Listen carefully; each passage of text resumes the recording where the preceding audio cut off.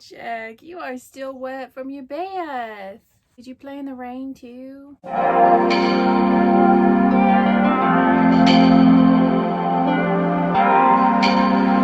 Hey guys, what is up? It's Mac and Jack. Welcome to our channel.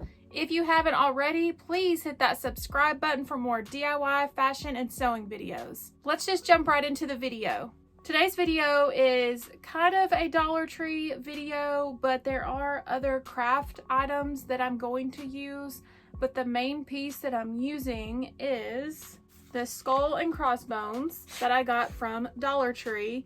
If you guys watched my Dollar Tree haul video that I posted probably a couple months ago, this was on there, and I have finally decided to make a video because I know exactly what I want to do. This is so cool too because it has this hole up here. So we are going to turn this into a gorgeous necklace. I'm pretty sure they still have these at the dollar store. If not, I'm sure you can find these like at Walmart or Party City.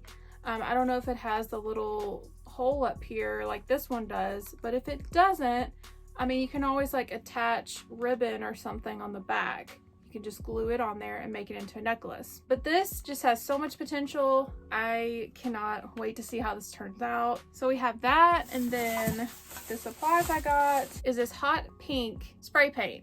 And this I got from Joann, and the color I just really hope that it's gonna pop. I think it's gonna look really neat. And I got this spray glue, and I got this from Dollar Tree. Then I have some of these leftover gems, and I got these from Dollar Tree. White glitter, and I got this from Joann. Then I have a ball chain that I'm going to use, and I got a pack of these from AliExpress, and I think there was 10 in there. And it doesn't cost very much at all, and I can link it below. All this other stuff though, you can get from any craft store. Be creative with it, do what you want to do, pick whatever glitter you want, whatever color you want. So let's go ahead and get started.